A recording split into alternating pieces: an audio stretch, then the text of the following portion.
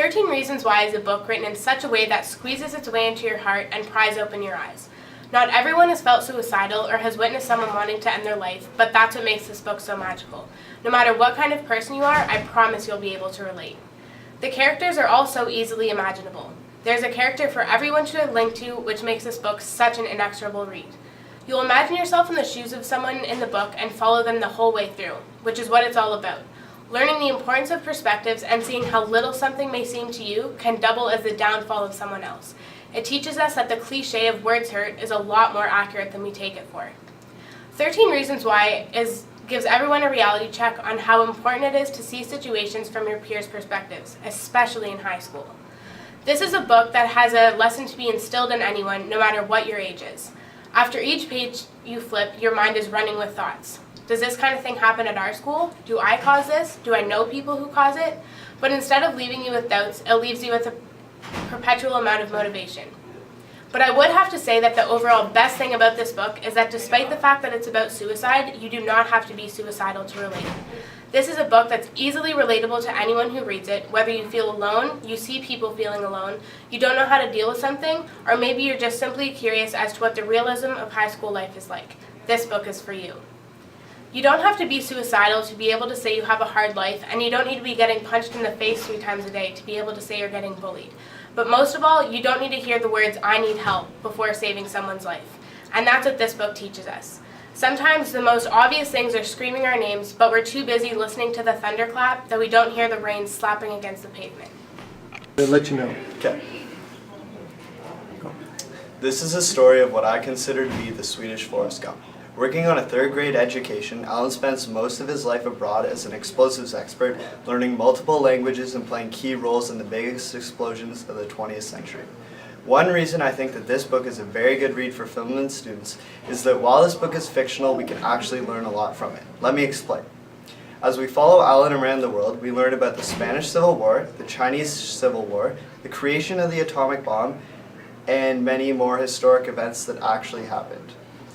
Although I don't think that when the Americans finally figured out how to create the bomb, it was some Swedes serving their top physicist coffee that solved the problem, and I don't think that it was the same man who accidentally, after drinking a bit too much vodka, also gave the Russians enough information to build their own atomic bomb. You may have started to think that this is some boring book about politics, but it's the opposite, because if there is one thing Alan Carlson hates more than religion, it's politics. This is why Alan is so quick to change sides in multiple major wars, but you will have to read the book to learn more about that. I know that for many of us, we struggle to even finish the 1 or 2 books a year we are forced to read in English, but I can guarantee that this book will get your attention and keep it, not only because of Alan's intriguing past, but also his current adventure involving 50 million crowns, which is approximately $7.8 million Canadian, an elephant, a Swedish gang, and Alan Carlson himself at the ripe age of 100. Yes! You did it. Let's go. All right. Perfect. Good job. You are weird. Everyone has been called that before. If you've seen my Snapchat memories, you've definitely called me weird. I know Ian has seen them, and I bet him and his nice blue eyes look at me and I'm like, why am I friends with this weirdo? And I'm sure you've all been called weird for whatever reason too. But why is being weird viewed as a bad thing? Do you think it's weird to burst out singing in public a song you like without even realizing it? Maybe you do, maybe you don't. I'm not here to tell you what to think is weird or not. Apparently I am here, well, because I really need the English marks, but more importantly to tell you why you should read the book About a Boy by Nick Hornby. This novel gives a new and unique perspective on what we define as weird. Right from the start, you know this book is going to be something different, but at the same time something that everyone can relate to. The boy that sings out willy-nilly is named Marcus. He's bullied at school because everyone thinks he's weird. He bursts out in song and is always trying to make his mom as happy as can be, even if it causes himself grief. You're probably thinking, wow, this kid really is peculiar and a sweetheart, which is true. But even more so, what if I told you he did this to stop his chronically depressed mother from committing suicide? When Marcus's mom starts to date a washed-up 38-year-old named Will, who has never worked a day in his life and has found success in dating single mothers, Will meets Marcus. Over time, these two very different boys bond, and Will begins to realize Marcus is more than a quirky preteen. Hornby has created a hilarious and heartfelt novel that couldn't be more fitting for Philemon Wright, as we are such a diverse community. Will teaches Marcus how to be cool and resolve his bullying issues, and Marcus teaches Will how to grow up and get his life together. It's a story of teachings, of love, and of triumph. Two people with the odds against them to succeed. That's why you, students of Film and Write, need to read this book. Not only because that's what the point of all this is, but also because all you weirdos are the same in completely different ways. The scale of weirdness is not one of black and white. There's a distinct story behind every person's actions. Imagine what we could accomplish as a society if we weren't held back by the judgments of others. We'd be unstoppable. So read my book, Philemon, and who knows, you might like it so much you'll sing it aloud. For a sec. I'm sure you're all familiar with the horror genre. What did you picture when I just said horror? Did you picture monsters, vampires, zombies, ghosts, boogeymen, or maybe something more realistic like being chased through the woods by an axe-wielding maniac? We all have our ideas on what is scary and what is just another cliche. Now, prepare for a terrifying game. The next time you're walking down the street or any public place, look around you. And I guarantee you that at least one out of the thousands of people you pass per day is absolutely deranged. The hard part is figuring out who it is. Misery by Stephen King explores deeper than just plain old horror. It instills terror, the idea of not knowing what's going to happen next. As a writer by the name of Paul Sheldon is taken in by a nurse into her home after an almost fatal car accident, he soon begins to realize that she isn't the calm, helpful person she claims to be. She is actually an unpredictable psychopath fan of his that plans to keep him in her custody for as long as possible, even if that means using extreme measures. Stephen King has already established himself as a brilliant writer, but I truly believe that Misery is his masterpiece, exploring ideas of sheer pain, vulnerability, mental illness, loneliness, all wrapped in a layer of excruciating unpredictability. This book is perfect for any horror fan, but not just any horror fan. For anyone who ever thought that a situation couldn't get any worse. Thank you.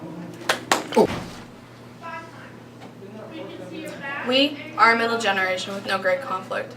Our war is a spiritual war. Our depression is a mental state. We were brought up in front of TV screens being told one day, you can be famous. Our parents gave us these participation medals and said, you're a beautiful, special, and unique snowflake. Recently, we found out that we're not, and we're pissed.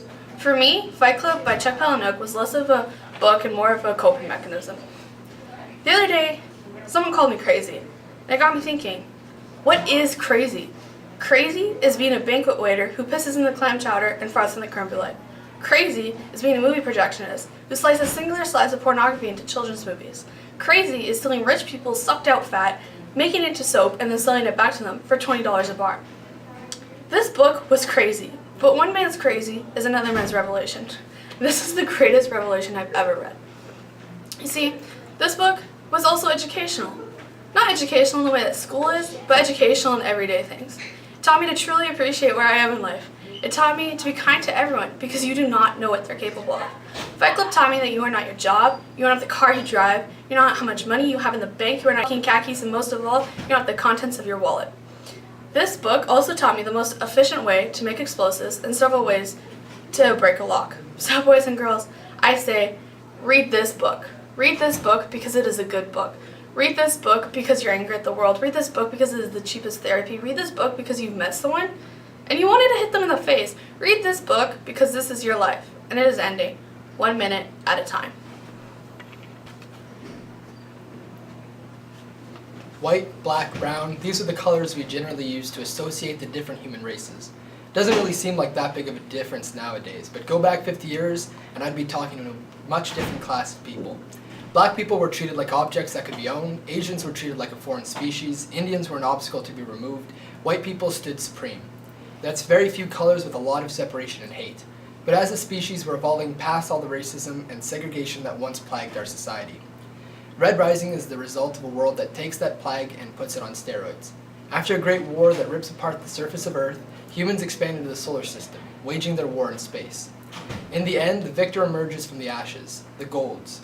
Believing themselves to be superior beings, they label the rest of humanity with colors. The high colors, golds as the rulers, whites as the clergy, and so forth. The mid colors, yellows as doctors, orange as mechanics, etc., and low colors, browns as servants, obsidians as warriors, pinks as sex slaves, and red as unskilled menial workers. Darrow is a young red living under the surface of Mars. Working as a mining slave, Starved and afraid from birth to death, Reds don't believe they'll ever amount to anything.